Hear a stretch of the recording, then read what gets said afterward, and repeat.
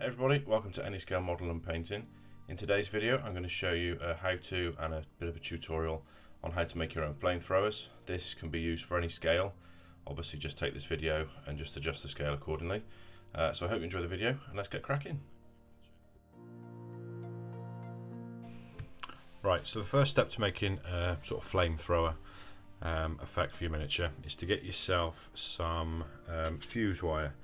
Now for this, I mean, you can use paper clip or hair clips, but I use this 30 amp because it's quite, it's flexible but it's strong enough obviously because you just need to put some milliput over it in a minute, so it does get stiffer. Basically you need to cut a length that you're happy with and you want your flamethrower to be. I always try and leave sort of a thumb's width on the bottom just to handle it, and obviously you can hold something when you paint it in the later stages. So you need a piece of metal, no, a piece of fuse wire, sorry, and then this milliput. I just use the yellow and grey one, just your standard one. For anyone who hasn't used milliput, I'll just quickly go over it just in case. You get basically two different putties. You get a yellow one and a grey one.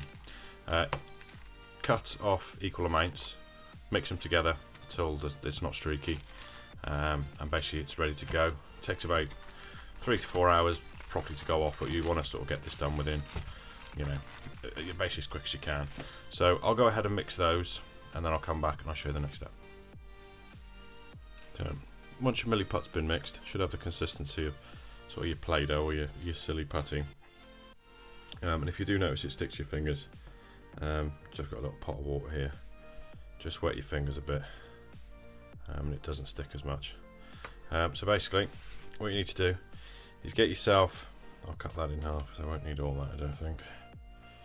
So cut that in half, give it another fold over, and then start rolling that into a bit of a sausage. Because this one in particular is going to be for a Gaslands car, so you obviously know what scale you're going for and how much wire, but this is only going to be a relatively small one. And you want to press it onto the wire, sort of roll it off a little bit and totally cover that wire by folding it over on itself.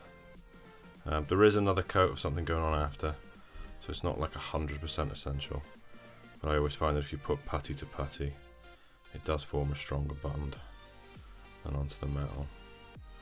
So you got it covered there all the way around, and then the next step is starting at the bottom of the flame. Put quite a bit of pressure on there, gradually releasing as you get to the top, and then it should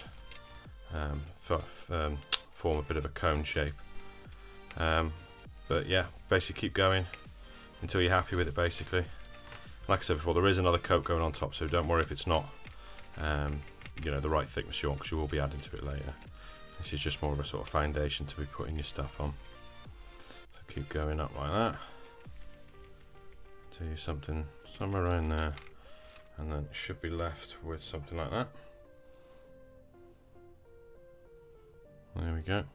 On the pack it says it takes about 2 to 3 hours to go off at room temperature, but the heat that I'm doing this within sort of an hour or so, it should be ready for the next step, because you've got to let the next step dry anyway, so it'll just add to the drying time a little bit. But yeah, get your sticks like that, let them go off, and then join me for the next step.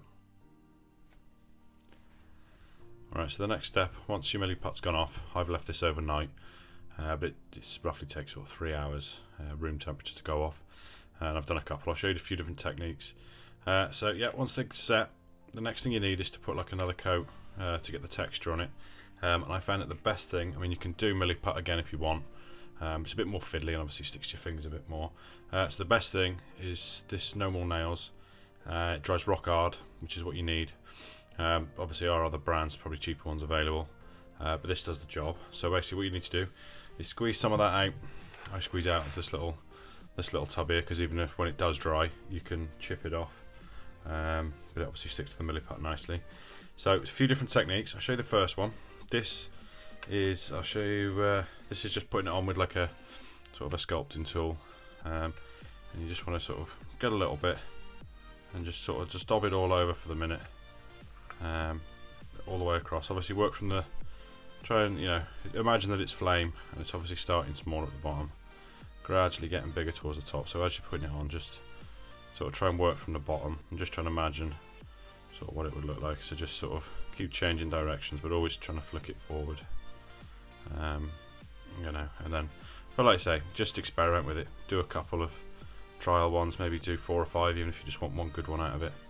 Because every time I've tried to do these, they come out roughly the same, but you'll always have a sort of a favourite or one that looks more like flames. So just do a couple is probably the best thing. So yeah, just keep going. And it says on the tube that this will dry within 24 hours, but I've noticed, because you're only putting like a thin layer on, and you're not particularly like sort of sticking to, you're not trying to glue two things together, the air gets to it a bit quicker. So within a couple of hours it's normally dry.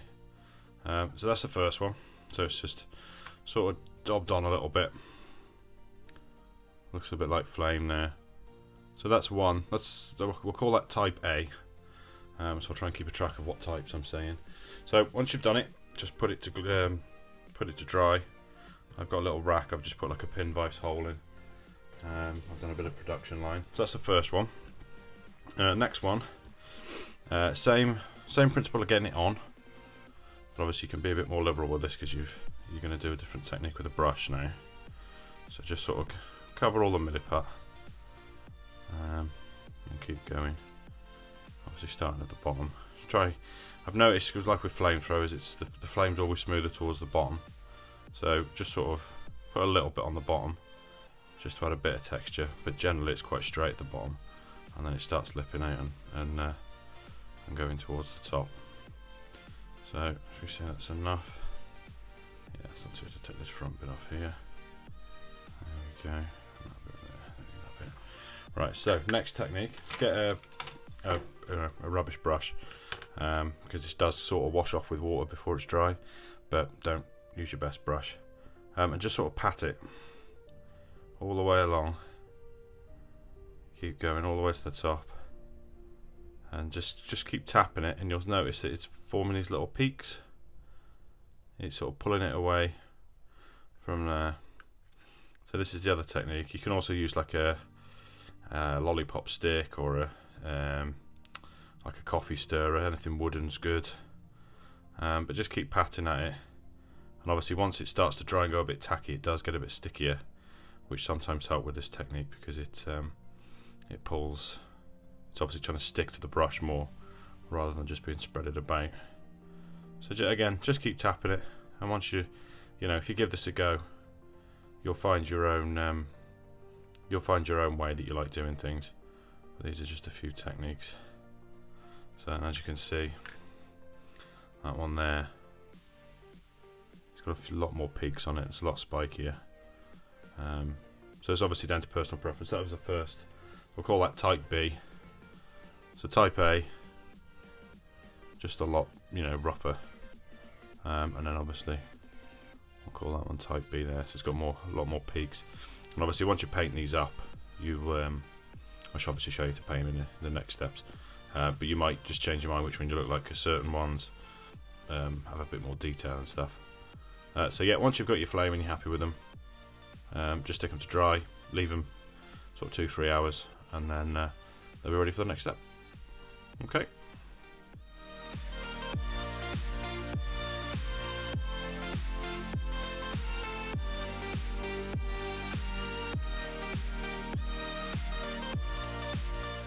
Right, so once the primer's been dried, I've given these a coat, 2 thin coats of off-white by Vallejo. You can use any white really, from your sort of scar white to your flat whites, whichever. Just gives it a base coat. So yeah, white's the colour to go for. Then the next thing you'll need is 3 shades from Games Workshop, this Citadel shade range. You've got Caribou Crimson, Fugan Orange, and then the first one you're going to need is Cassandora Yellow. So they're the ones you're going to need primarily. And you will need maybe a couple of darker colours just to add a bit more colour at the end, but we'll go over that when we get there.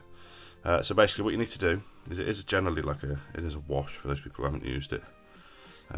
So what we want to do to start with is take quite a bit of it off on a piece of tissue, and then from the white start, just gradually coming up, more of a dry brush to start with, just to sort of blend the white and the yellow as best you can.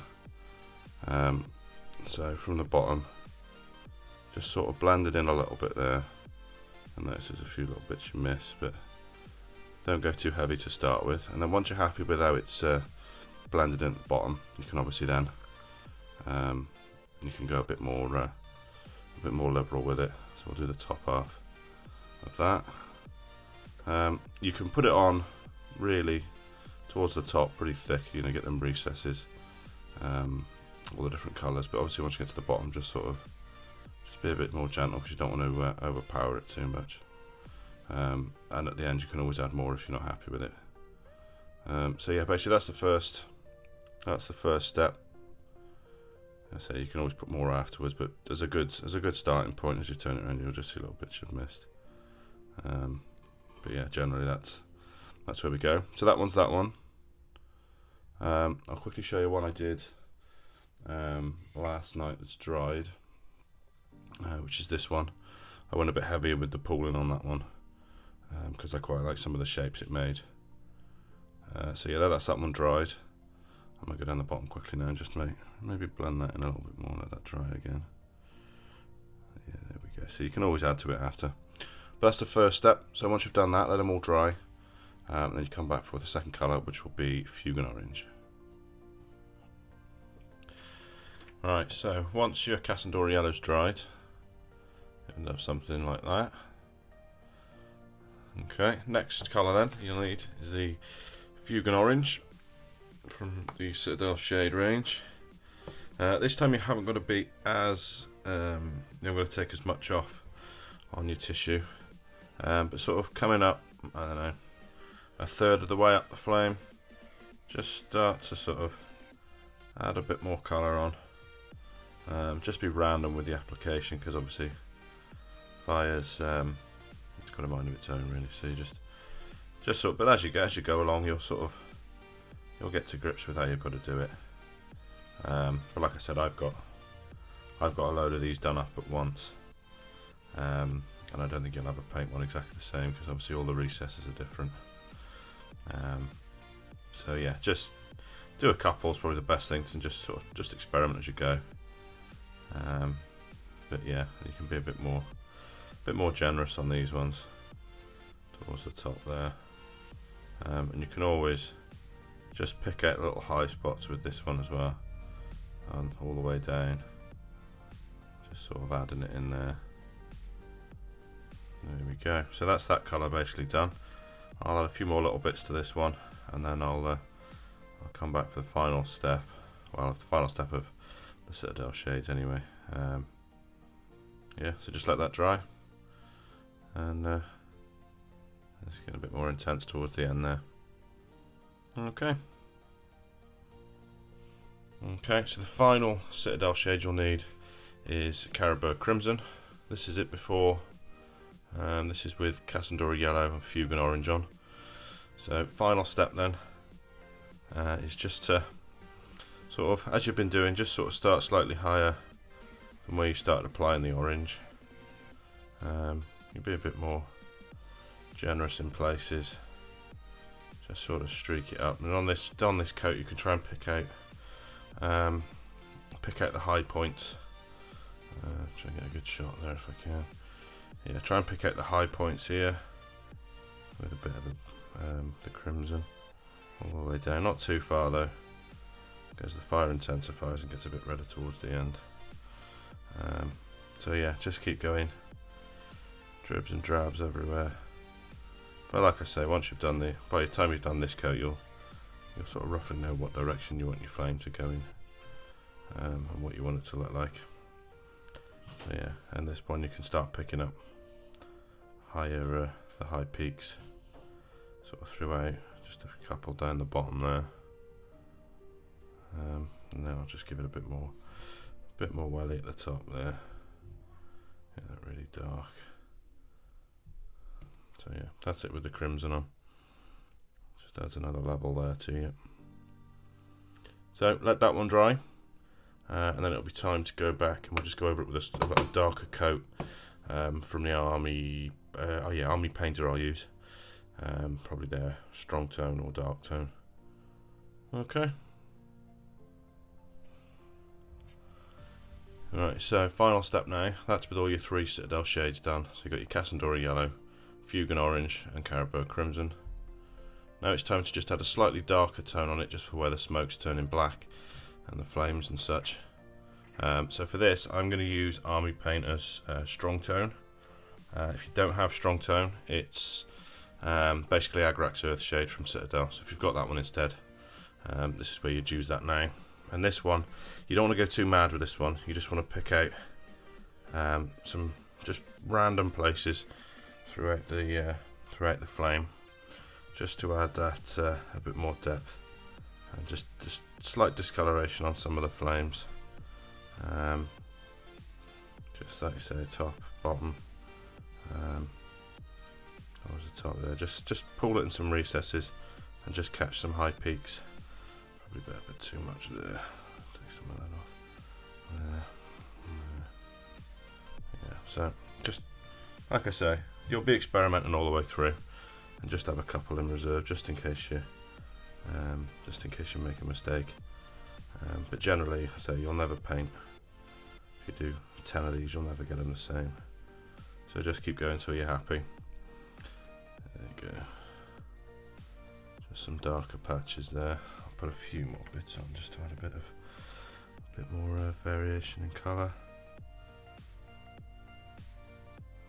There we go. And I mean, after this step, you can take it one step further if you want, and get your dark tone from Army Painter, or your Null Oil from Citadel. But basically that's going to be it there. So let that dry, and then obviously if you go ahead and stick Null Oil on, I won't be, but by all means stick that on, let it all dry, and then give it like an anti-shine, because some of these shades can have a bit of a shine to it. Obviously flame isn't shiny, so just stick like a matte coat over the top, and that's pretty much it done.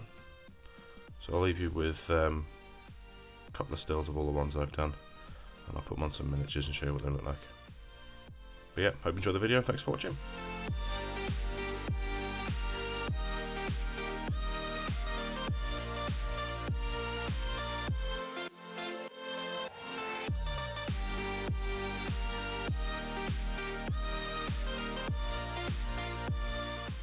So that wraps up the video. So I hope that's going to help you sort of create some flamethrowers for your scale models. And if you like the video, like it. Also, if you've got any questions, comments, or any future tutorials you want me to cover, pop it in the comments below and I will get back to you. And if you like the channel, subscribe. You can also support my Patreon page for as little as $1 a month. And in doing so, you'll just help me create more content and will help the channel grow. But as always, I hope you enjoy the video, and I'll see you again next time.